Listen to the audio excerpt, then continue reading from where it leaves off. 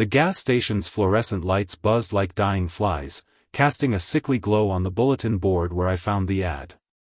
Babysitter needed for twins, 7 years old. Rural property. $100 per night. Call Ms. Laveau.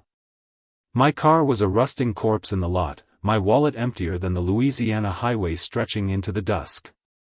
I was 19, stranded in St. Martin Parish, and desperate.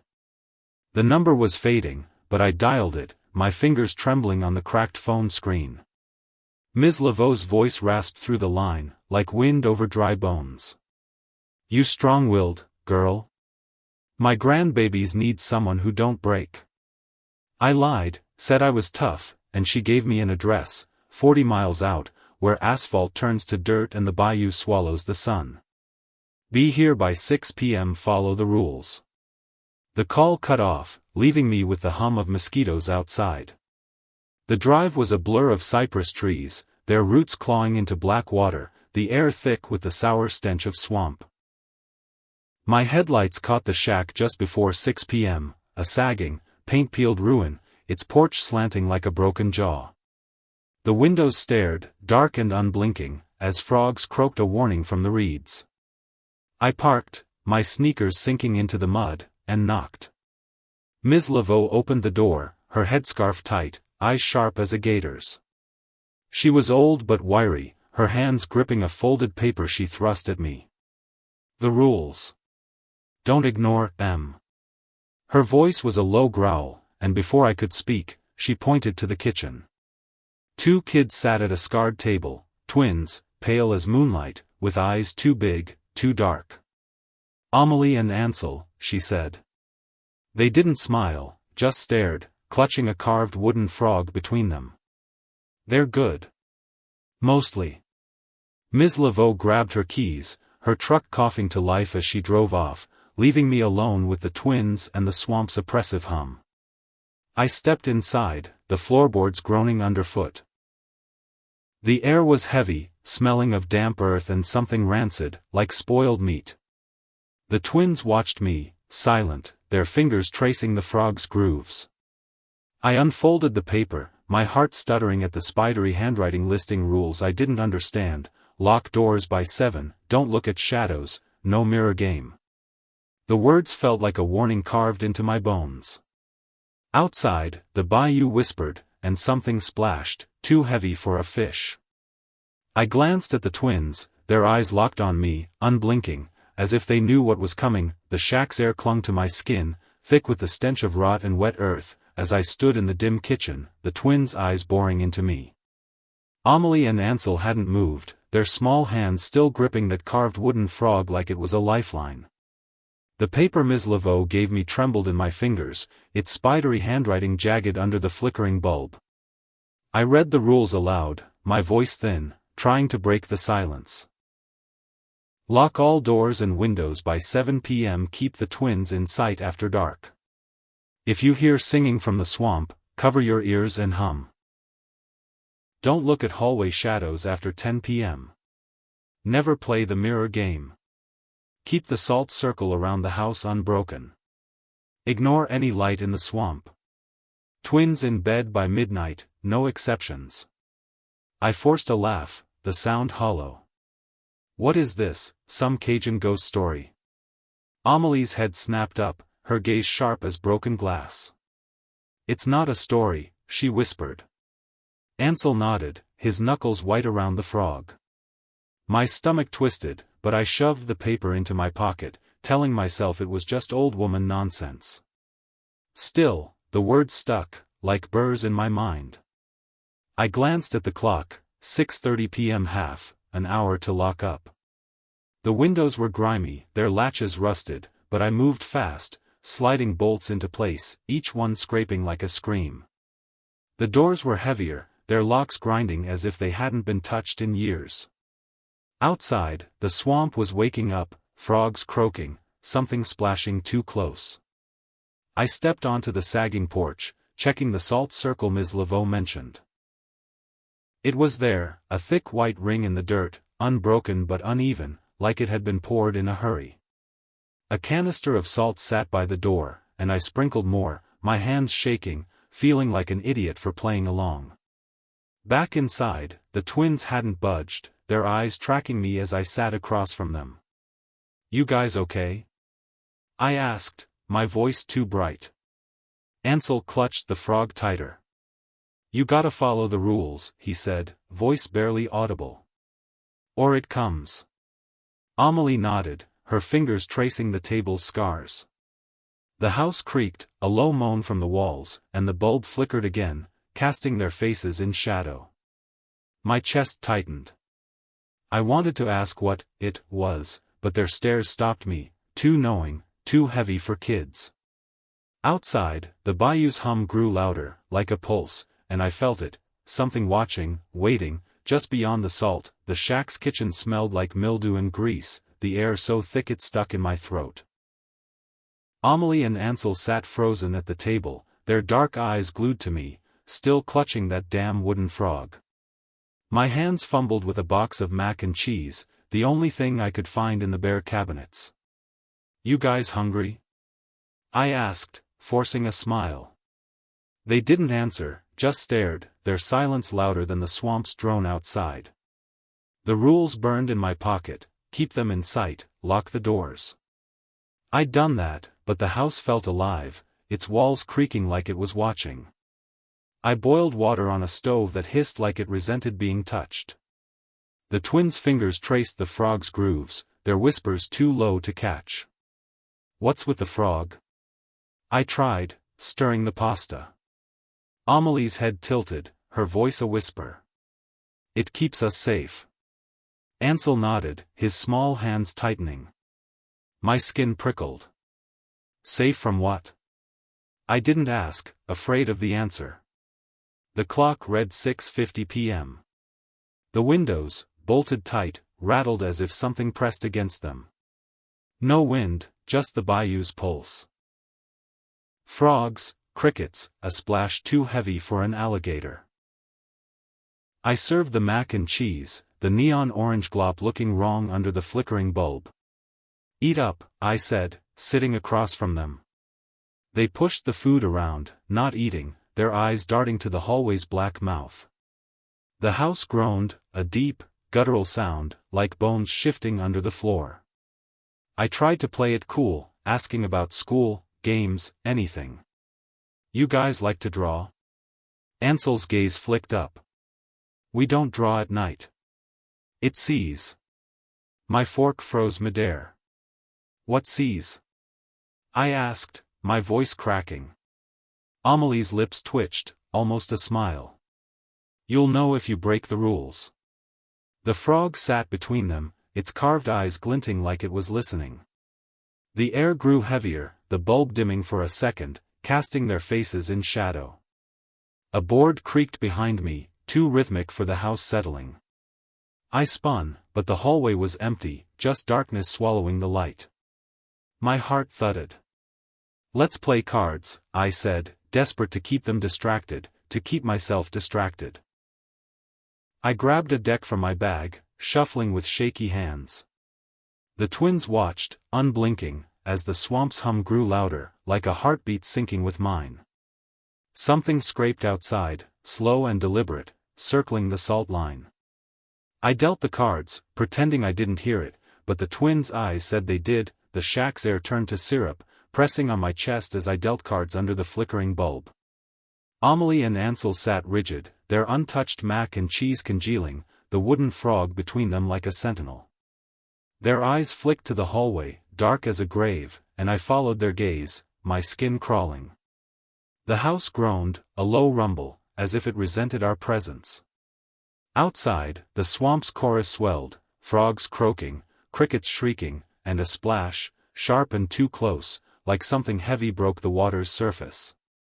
My hands shook, scattering cards. "Focus on the game," I said, voice tight, trying to anchor us. Ansel's fingers tightened on the frog. "It's louder tonight," he whispered. Amelie nodded, her pale face gleaming with sweat. "It knows you're here." My stomach lurched. The rules in my pocket felt heavier: keep them in sight, don't look at shadows. I forced my eyes to the table, but the air was wrong, thick with a sour tang, like rotting fruit.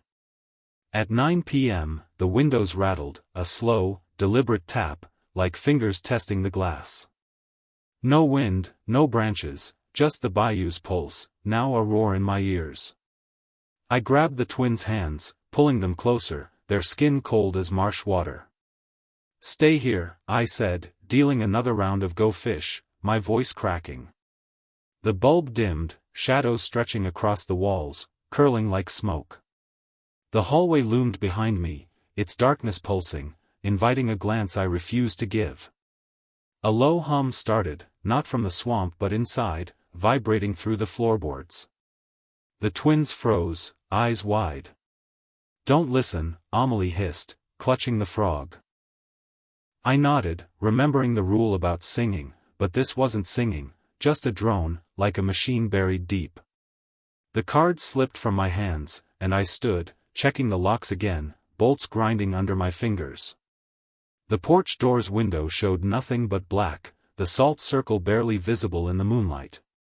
Something scraped outside, circling, dragging through the dirt. My heart slammed against my ribs. I yanked the twins to the couch, sitting between them, their small bodies trembling.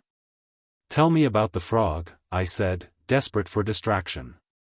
Ansel's voice was a whisper. "It keeps her away." My mouth went dry. "Who?" Amelie's eyes met mine, too old for her face. "You'll see if you break the rules." The scraping stopped, but the silence was worse, heavy with waiting.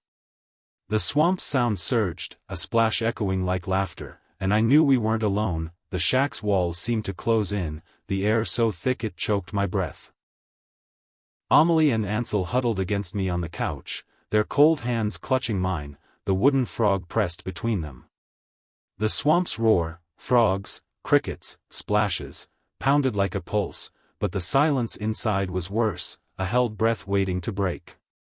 The clock read 10:15 p.m., and the bulb flickered, casting jagged shadows that danced too slowly. My pocket burned with the rules: don't look at the hallway, don't listen to singing. I kept my eyes on the twins, their faces pale, eyes wide. Then it came, a woman's voice, soft and sweet, drifting from the swamp. It was a lullaby, words I couldn't catch, but it pulled at my heart, urging me to listen, to follow. My chest ached, like it was unraveling me. Amelie gasped, "Cover your ears." I remembered the rule and clapped my hands over my ears, humming "Happy Birthday" as loud as I could, my voice shaky. The twins joined in, their high-pitched hums trembling, Ansel's fingers digging into the frog. The song fought to slip through, its melody curling like smoke, promising peace if I'd just listen. I squeezed my eyes shut, humming louder, the vibration rattling my skull. The twins' voices wavered but held, their small bodies shaking against me. The singing grew stronger, closer, like it was outside the window, pressing against the glass. My skin crawled, every instinct screaming to look, to see who was out there. I didn't. The rules were all I had. The hum drowned out the song, but my heart raced, blood pounding in my ears. When I dared to open my eyes, the singing was gone. The swamp's usual drone returned, but it felt wrong, too sharp. The twins stared at me, their eyes glassy, like they'd seen something I hadn't. "It's gone," Ansel whispered, but his voice shook. Amelie's lips barely moved. "For now." The frog sat in her lap, its carved eyes glinting under the dim bulb. My throat was dry, my hands trembling as I let them drop from my ears. The house creaked, a low groan from the hallway. I didn't look, couldn't. The rules were real, I knew that now. Something was out there, something the twins feared, something the frog was meant to stop.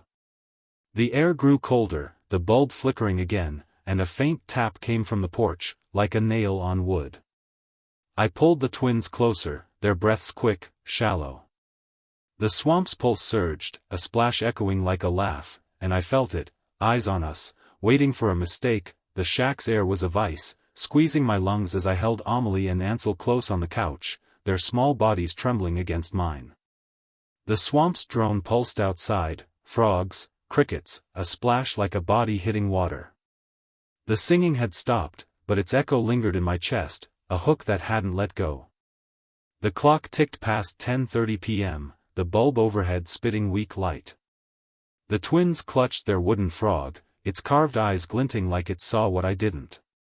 The rules burned in my pocket: don't look at the hallway shadows after 10 p.m. Ansel's voice cracked, barely a whisper. Don't look. His finger pointed to the hallway, a black void swallowing the light. My eyes flicked there, just for a second, and I froze. Shadows moved, not like light shifting but alive, coiling, twisting into shapes that weren't right. Long fingers stretched, a head tilted at an impossible angle, its edges blurring like smoke. My heart slammed, urging me to stare, to understand. I yanked my gaze back, focusing on the twins' pale faces, their eyes wide with terror. Don't, Amelie hissed, her voice sharp, nails digging into my arm. The frog pressed against my side, hard and cold. The air grew colder, the bulb flickering, casting jagged shadows that danced across the walls. The hallway's darkness pulsed, pulling at me, a whisper in my mind begging me to look again. I didn't. I couldn't. The rules were real, and breaking them meant facing whatever those shadows were. The house groaned, a deep, guttural sound, like something shifting beneath the floorboards. My skin prickled, every hair standing on end. The twins' fear was a living thing, seeping into me, their breaths quick and shallow. It's watching, Ansel whispered, his voice barely audible over the swamp's hum. I wanted to ask what, but my throat was too dry, my pulse too loud. The scraping outside returned, slow, circling the salt line, like claws on dirt. I pulled the twins tighter, my arms shaking. We're okay, I lied, my voice cracking. The bulb dimmed again, and the shadows in my peripheral vision writhed, reaching closer. I stared at the frog, its carved lines too precise, too alive. The swamp sound surged, a splash echoing like a low laugh, mocking us. The hallway's darkness felt like a weight, pressing, waiting for me to slip. I hummed softly, a reflex from the singing, and the twins joined in, their voices trembling. The shadows didn't move closer, but they didn't leave. They waited, patient, hungry, as the night stretched on. The shack's darkness clung like damp cloth, the air so heavy I could barely breathe. Amelie and Ansel pressed against me on the couch, their small bodies rigid, the wooden frog clutched tight. The hallway shadows still writhed in my peripheral vision, coiling like snakes, but I kept my eyes on the twins, the rules screaming in my head: don't look, don't break. The swamp's pulse, frogs, crickets, splashes, throbbed outside, matched by the house's groans, deep and alive. The clock read 11:30 p.m., the bulb flickering, casting the twins' faces in sickly light. Amelie's voice cut through, soft but sharp. Wanna play the mirror game? My blood froze. The rules flashed: never play the mirror game. No, I snapped, louder than I meant, my voice echoing in the quiet. Ansel's eyes widened, his hands shaking around the frog. Don't, he whispered, but Amelie's lips twitched, almost a smile. It's fun, she said, her tone wrong, like she was testing me. My heart pounded, the air colder, the shadows closer. Ansel shifted, and the frog slipped from his grip, hitting the floor with a crack. It split open, a jagged line revealing a lock of black hair inside, coiled like a dead thing. I stared, my throat tight. What's that? I asked, voice barely a whisper. Ansel's face paled, his eyes glassy. It's hers, he said, voice trembling. Amelie grabbed the broken frog, cradling it, her fingers brushing the hair. She's close tonight, she murmured. My skin crawled, every instinct screaming to run, but the locked doors and the swamp outside trapped us. Who's she? I asked, dreading the answer. The twins didn't speak, just stared, their eyes too old, too knowing. The bulb flickered again, the shadows in the hallway stretching longer, fingers clawing toward us. The house creaked, a slow, deliberate sound, like footsteps on bone.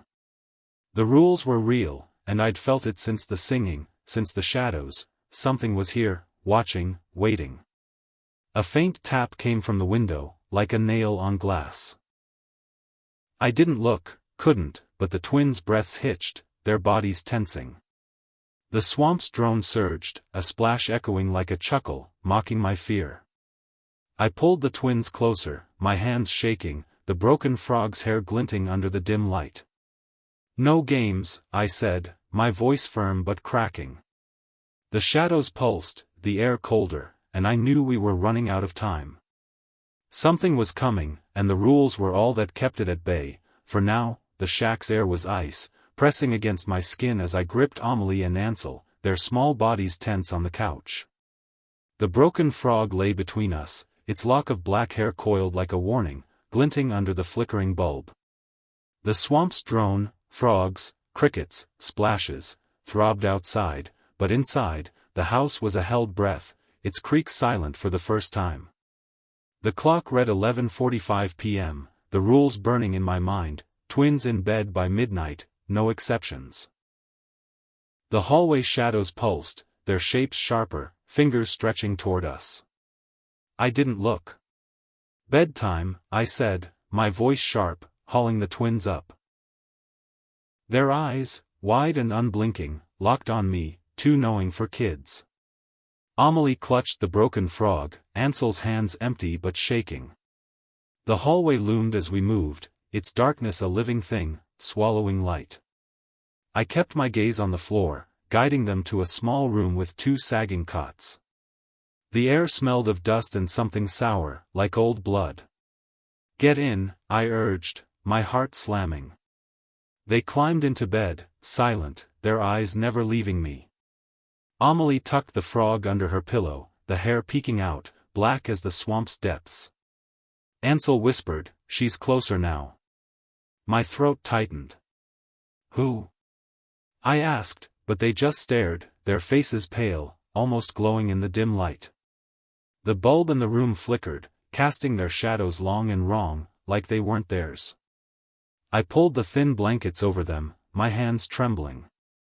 The house was too quiet, no creaks, no groans, just the swamp's pulse outside, louder, like it was inside my skull. I checked the window. Locked, the glass cold as death. The rules echoed, "Keep them in sight, don't break the circle." I'd checked the locks, but the salt line nagged at me, unverified since dusk. "Stay here," I said, but their eyes followed me, unblinking, like they knew something I didn't. Back in the hall, the silence was a weight, crushing. The bulb dimmed, and the shadows shifted, a head tilting in the dark. I froze, eyes on the floor, humming to drown the urge to look. The swamp splash came again, sharp, like a step in water. My pulse raced, the rules my only anchor. I returned to the twins' room, their eyes still open, watching. "Sleep," I whispered, but the silence answered, heavy, waiting. Something tapped the window, slow, deliberate, and I knew midnight wouldn't save us. The shack's silence was a blade, cutting through the air as I stood in the twins' room, their unblinking eyes fixed on me. Amelie and Ansel lay under thin blankets, the broken frog's black hair curling from under Amelie's pillow like a snake. The swamp's pulse, frogs, crickets, heavy splashes, throbbed outside, but inside, the house was dead still, the bulb's weak light flickering. The clock hit midnight, the rules screaming in my head, twins in bed, keep the salt circle unbroken. I'd locked the doors, but the tapping at the window lingered, slow, like a claw testing my nerve. Then it came, a scratch at the front door, deliberate, scraping like nails on wood. My heart stopped. The twins sat up, their faces pale, eyes wide. "It's here," Ansel whispered, voice shaking. Amelie clutched the frog, her knuckles white. I wanted to scream, to run, but the rules anchored me. I crept to the door, my legs lead, the hallway shadows twisting, a tilted head forming in the dark. I didn't look, kept my eyes on the floor, the scratching louder, rhythmic, like it knew I was coming. I reached the door, the bolt cold under my fingers. Through the grimy window, the porch was black, the swamp's drone swallowing the moonlight.